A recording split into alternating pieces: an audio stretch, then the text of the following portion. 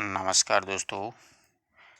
इस वीडियो में अपन एक व्यंग्य रचना के बारे में अध्ययन करेंगे जो कि हरिशंकर परसाई जी के द्वारा रचित है। ये जो रचना है इसका शीर्षक है बस की यात्रा। बहुत ही शानदार, मन को गुदगुदाने वाली रचना है। परसाई जी वैसे भी व्यंग्य को एक विधा के रूप में दर्जा दिलाने वाले व्यंग्यकार के रूप में विख्यात हैं साहित्य जगत में। पहले अपन पाठ को बारीकी से पढ़ेंगे, फिर उसके बाद में आपको मैं कुछ वस्तुनिष्ठ प्रश्नोत्तर के बारे में चर्चा करेंगे, जो कि पूरा वीडियो, पूरा चैप्टर समाप्त होने के बाद में आपको मिलेंगे। आप अंत तक वीडियो के साथ बने रहिएगा। आपको पूरा कोर्स है वो टीजीटी पीजीटी का निःशुल्क उपलब्ध करवाया जाएगा, यूट्यूब पर है। तो देखिएगा, हम 5 मित्रों ने तय किया, लेखक कहते हैं कि हम 5 मित्रों ने तय किया कि शाम को 4 बजे की बस से चलेंगे।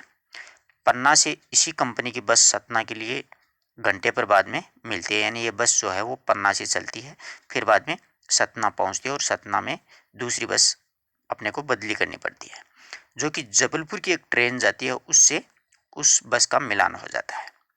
सुबह घर पहुंच जाएंगे। हम में से 2 को सुबह काम पर भी हाजिर होना था, इसीलिए वापसी का यही रास्ता अपनाना जरूरी था, क्योंकि 2 व्यक्तियों को काम पे भी जाना था।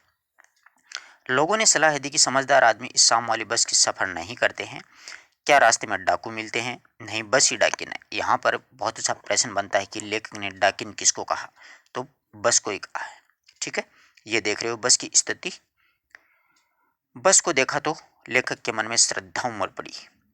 खूब वयोवृद्ध यानी पुरानी बस थी, सदियों के अनुभव के निशान लिए हुए थी। लोग इसलिए इसमें सफर नहीं करना चाहते थे कि वृद्धावस्था में इसे कष्ट होगा, किसे? बस को। और यह बस पूजा के योग्य थी।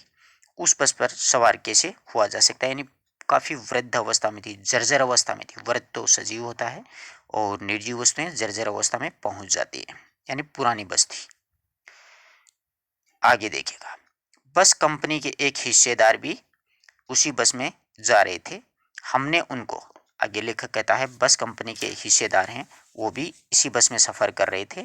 हमने उनसे पूछा ये बस चलती भी है? वह बोले चलती क्यों नहीं है जी, अभी चलेगी। और हम कहाँ, वहीं तो हम देखना चाहते हैं कि अभी चलेगी। तो लेखक कहता है कि हम यही देखना चाहते हैं, अपने आप चलती है यह? हाँ जी। और कैसे चलेगी? मतलब ऐसे मजाक करने लग गए थे।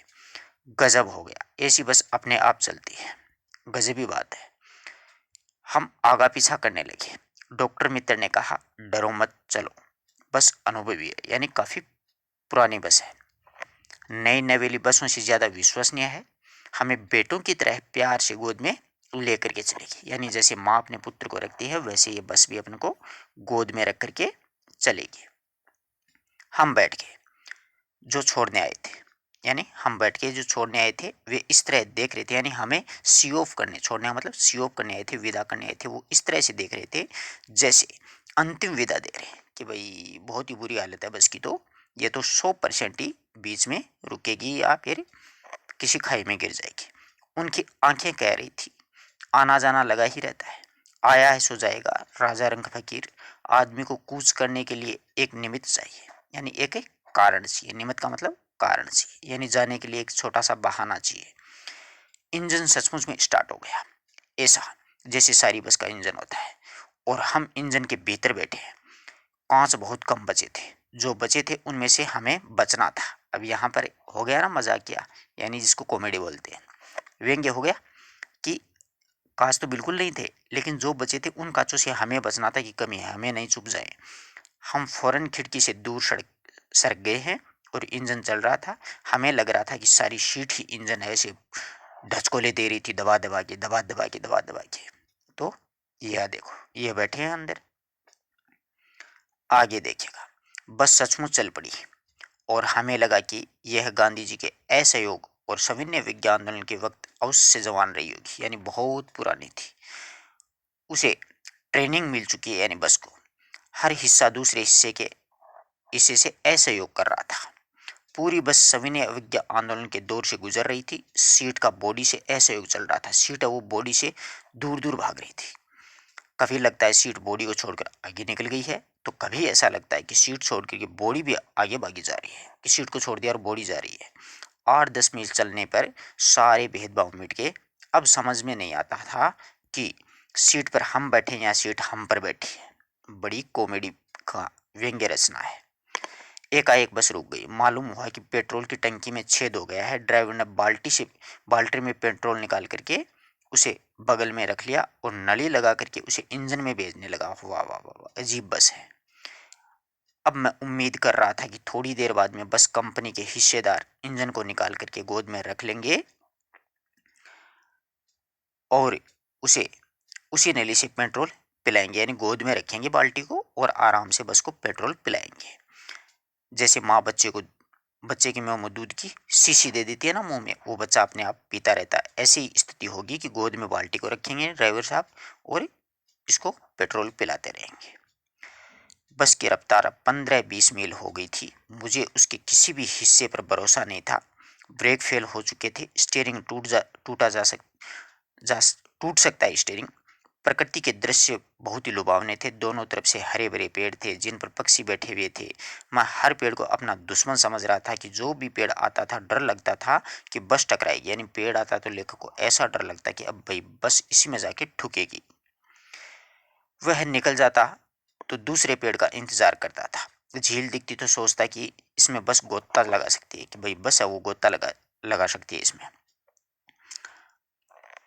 एकाएक फिर बस रुकी। ड्राइवर ने तरह तरह की तरकीबें की पर वह चली नहीं। सविनय अवज्ञा आंदोलन शुरू हो गया था। कंपनी के हिस्सेदार कह रहे थे बस तो फर्स्ट क्लास है जी, यह तो इत्तेफाक की बात है, यानी बस बहुत शानदार है, परंतु ये तो कोई ऐसा ही इत्तेफाक हो गया कोई। क्षीण चांदनी में वृक्षों की छाया के नीचे वह बस बड़ी दयनीय लग रही थी। क्षीण चांदनी का मतलब होता है चांद की चांदनी होती है ना सफेद, उसको, कि जैसे कोई वृद्धा थक करके बैठ गई हो। हमें गिलानी हो रही थी कि बेचारी पर लद करके हम चले जा रहे हैं। अगर इसका प्राणांत हो गया तो इस बियाबान में हमें इनकी अंत्येष्टि करनी पड़ेगी, यानी बेचारी की यहाँ पर ही अंतिम क्रियाक्रम है वो भी करना पड़ेगा। ऐसा मतलब लेखक को लग रहा था। हिस्सेदार साहब ने इंजन खोला और कुछ सुधार किया। बस आगे चली और उसकी चाल और कम हो गई। इंजन खोल करके कुछ ठीक ठाक किया था परंतु उसकी हालत और भी खराब हो गई। धीरे धीरे वृद्धा की आंखों की ज्योति जाने लगी। चांदनी में रास्ता टटोल करके वह रेंग रही थी, यानी रास्ता टटोल टटोल करके धीरे धीरे रेंगती हुई जैसे वृद्धा चलती है वैसे वो बसें चल रही थी। यहाँ पर वृद्धा बस के लिए आया, आंखें बस की लाइटों के लिए आया। आगे या पीछे कोई गाड़ी आती दिखती तो वह एकाएक किनारे खड़ी हो जाती। बेचारी पहले से दूर से खड़ी हो जाती और कहती निकल जाओ बेटी निकल जाओ। अपनी तो वह उम्र ही नहीं रही कि मेरी तो उम्र पूरी हो गई है, मैं तो जा रही हूँ, तुम निकल लो। एक पुलिया के ऊपर पहुंचे ही थे कि एक टायर जो था वो फिस करके बैठ गया, यानी पंचर हो गया। वह बहुत जोर से हिल करके थम गई। अगर स्पीड में होती तो उछल करके वो क्या है कि नाले में गिर जाती। मैंने उस कंपनी के हिस्सेदार की तरफ पहली बार श्रद्धा भाव से देखा, यानी बहुत ही दयनीय स्थिति में देखा। वह टायरों की हालत जानते थे कि वह टायरों की हालत जानते हैं, फिर भी जान हथेली पर लेकर के इसी बस में सफर कर रहे हैं। उत्सर्ग की ऐसी भावना दुर्लभ है, यानी अपने आप को उत्सर्ग कर रहे थे। ऐसी भावना हर जगह नहीं मिलती है, दुर्लभ है। सोचा इस आदमी ने, लेखक ने सोचा कि इस आदमी के साहस और बलिदान की भावना का सही उपयोग नहीं हो रहा है। इसे तो किसी क्रांतिकारी आंदोलन का नेता होना चाहिए। अगर बस नाले में गिर जाती, यानी बस है वो चलती चलती नाले में पड़ती, गिर जाती, हम सब मारे जाते, तो देवताएं बाएं पसार करके उसका इंतजार करते, कहते वह महान आदमी आ रहा है जिसने एक टायर के लिए प्राण दे दिए, कि महान आदमी आ रहा है जिसने एक टायर के लिए अपने प्राण दे दिए, मर गया पर टायर नहीं बदला। बिल्कुल टायर नहीं बदल सका बस का। दूसरा घिसा जो टायर लगा करके बस फिर से चल पड़ी। दूसरा टायर लगा लिया, टायर क्या है कि बदल दिया गया है। अब हमने वक्त पर पन्ना पहुंचने की उम्मीद छोड़ दी, यानी पन्ना जाना था ना उनको, पन्ना से उनको जबलपुर की बस मिलती, जबलपुर से वो बस है वो उसको ट्रेन का मेल देती। पन्ना कभी भी पहुंचने की उम्मीद छोड़ दी थी। पन्ना क्या, कहीं भी नहीं, कभी भी पहुंचने की को सारी उम्मीदें हैं वो ही लेखक ने छोड़ दी। लगता है जिंदगी इसी बस में गुजारनी है और इससे सीधे उस लोक को प्रयाण करना, यानी देवलोक को गमन करना है, यहां से गमन कर जाना। इस पृथ्वी पर उसकी कोई मंजिल नहीं है। हमारी बेताबी, लेखक की बेताबी है वो उसमें तनाव खत्म हो गए। हम बड़े इत्मीनान से घर की तरफ बैठ के चिंता जाती रही, हंसी मजाक है वो लेखक ने चालू कर दिया। इस प्रकार से इस रचना में एक बस पे क्या किया है हरिशंकर परसाई जी ने, व्यंग्य किया है। अब देखिएगा हरिशंकर परसाई जी का परिचय भी, साहित्य में ऐसे प्रश्न पूछे जाते हैं। हरिशंकर परसाई का जन्म कब हुआ? 1924 से 1995 तक। 1924 में इनका जो जन्म है वो जमानी गांव होशंगाबाद जिले में मध्य प्रदेश में हुआ था। नागपुर विश्वविद्यालय से हिंदी में इन्होंने एमए किया, अध्यापक के पद पर भी कार्य किया और फिर पहले इन्होंने जंगल विभाग में यानी फॉरेस्टर गार्ड के रूप में भी नौकरी की थी। 1957 में वे स्वतंत्र लेखन करने लग गए थे। इन्होंने जबलपुर से एक वसुधा पत्रिका निकाली थी। ये बहुत बार पूछी जाती है परीक्षाओं में कि वसुधा पत्रिका कहाँ से निकलती थी, किसके द्वारा निकाली जाती थी, तो ये याद रखिएगा। हरिशंकर परसाई हैं, उन्होंने प्रहरी पत्रिका में एक उदार नाम से लेखन कार्य करते थे। जनयुग पत्रिका में मजरा क्या है कॉलम नाम से भी अपने वो स्तंभ लेख हैं वो छपाया करते थे। परसाई जी साहित्य जगत में नर्मदा पुत्र के नाम से प्रसिद्ध हैं। बहुत बार ये पूछा जाता है टीजीटी पीजीटी में। परसाई जी अधिकांश रचनाएं व्यंग्यात्मक लिखी। इन्होंने हिंदी में व्यंग्य को एक विधा का दर्जा दिलाया था। इनके व्यंग्य सामाजिक मूल्यों की विसंगतियों पर हैं। व्यंग्य जो समाज में पाखंड करने वाले को बेनकाब करने वाले हैं, पाठक का मनोरंजन तो करते ही करते हैं, अभी तो पाठक को सोचने के लिए भी ये मजबूरी कर देते हैं। परसाई रचनाएं ली है वो 6 खंडों में प्रकाशित है। इनके उपन्यास हैं तट की खोज या रानी नागमती की कहानी इसमें लिखा गया है, जबकि ये विधा के रूप में उपन्यास है। इस बात का खास तौर से ध्यान रखिएगा। तट की खोज, रानी नागमती की कहानी। इनकी व्यंग्य कहानी है बोलाराम का जीव। हंसते हैं रोते हैं जैसे उनके दिन पर एक कहानी संग्रह। आत्मकथा है सदाचार का ताबीज। संस्मरण है हम एक। इनके निबंध व्यंग्य ज्यादा प्रसिद्ध है, जैसे उसके दिन फिरे, पगडंडियों का जमाना, सदाचार का ताबीज, शिकायत मुझे भी है, ठिठुरता हुआ गणतंत्र दिवस, अपनी अपनी बीमारी, वैष्णव की फिसलन, विकलांग श्रद्धा का दौर, भूत के पांव पीछे, बेईमानी की प्रत, सुनो भाई साधो, तुलसीदास जी चंदनगी से बहुत बार पूछा जाता है। कहत कबीर, हंसते हैं रोते हैं, तब की बात और थी, ऐसा भी कोई सोचा जाता है, आवारा भीड़ के खतरे, प्रेमचंद के फटे जूते। इनको विकलांग श्रद्धा का दौर रचना के लिए क्या है कि साहित्य अकादमी से नवाजा गया है। इस प्रकार से देखिए साहित्य में जो भी प्रश्न पूछे जाएंगे वो भी अपने सारे क्लियर हो गए। पाठ से संबंधित जो भी प्रश्न बने हैं वो भी मैंने आपको बता दिए हैं। अगर वीडियो अच्छा लगा तो केवीएस, टीजीटी, पीजीटी, एनवीएस की तैयारी करने वाले विद्यार्थियों तक इसको ज़्यादा से ज़्यादा शेयर करें।